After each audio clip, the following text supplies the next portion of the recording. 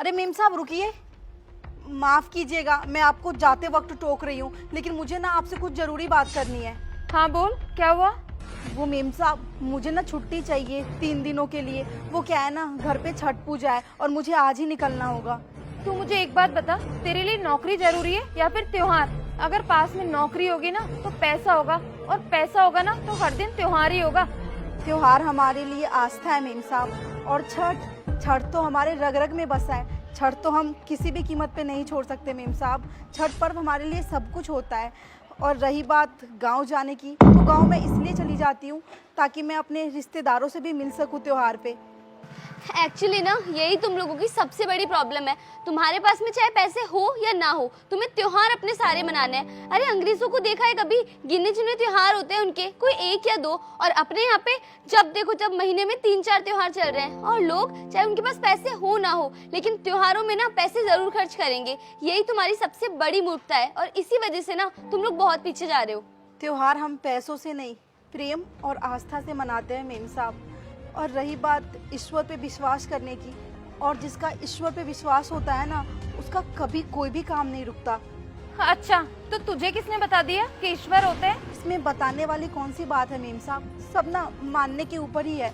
हमें तो ये भी नहीं पता कि हमारे माँ बाप, हमारे भाई बहन अपने हैं या पराए, लेकिन फिर भी हम मानते हैं ना कि वो हमारे अपने हैं, हमारे माता पिता हैं, हमारे ही भाई बहन हैं। देख, मेरी बात ना कान खोलकर सुन ले। जितने दिन की छुट्टी करेगी ना, उसके पूरे पैसे काटूंगी मैं। ठीक है मेम साहब। आई गरीब नौकरानी हमें ज्ञान बांटने के लिए। अरे आजकल के जमाने में जिसके पास पैसे होते हैं ना, उसी के सारे काम बनते हैं, इन जैसे गरीबों के नहीं। बेवकूफ।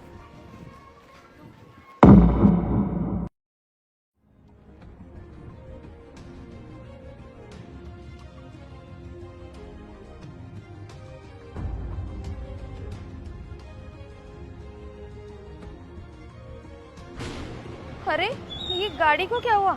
गाड़ी अचानक बंद कैसे हो गई? भाभी बहुत ज्यादा थकान हो गई, अब क्या करें हम लोग? भैया सुनो। हाँ दीदी। यहाँ आसपास में कोई मैकेनिक की शॉप है क्या? हमारी स्कूटी खराब हो गई है। नहीं नहीं दीदी, आसपास में तो कोई दुकान नहीं है, आपको तो बहुत दूर जाना पड़ेगा। ठीक है भैया, अब क्या करें, मुझे तो कुछ भी समझ नहीं आ रहा। दीदी मेरी तो अब चलने की बिल्कुल भी बस की नहीं है। हम एक काम करते हैं, गाड़ी यहीं पार्क करके और यहाँ बैठ जाते हैं थोड़ी देर। सही बोल रही है तू।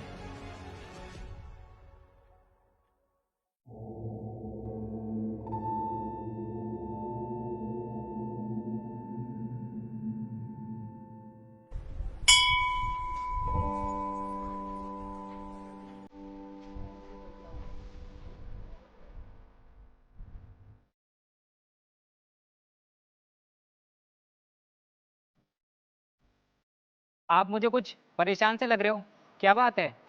हाँ, बहुत परेशान है। हमारी ना स्कूटी खराब हो गई रास्ते में।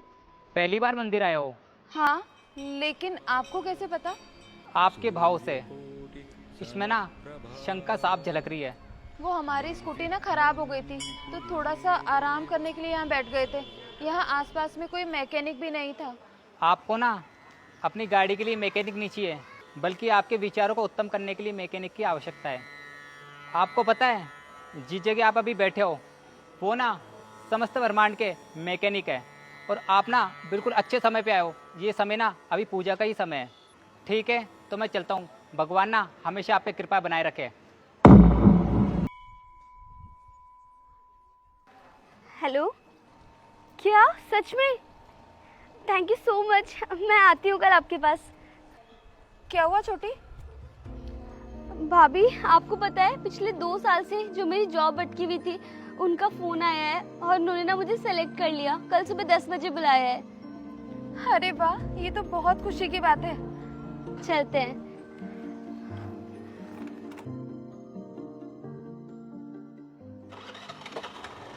अरे भाभी, स्कूटी स्टार्ट हो गई। आपको पता है, जिस जगह आप अभी बैठे हो वो ना समस्त ब्रह्मांड के मैकेनिक है।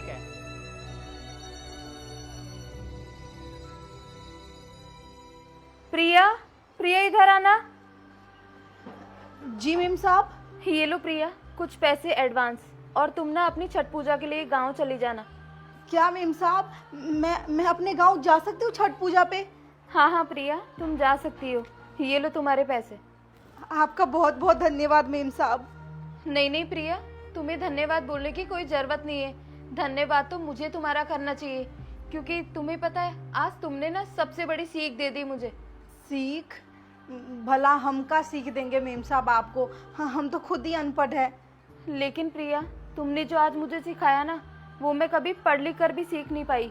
आज सच में मुझे पता चल गया कि ईश्वर ना साक्षात होते हैं, और जो तुम्हारी आस्था है ना वो एकदम सत्य है।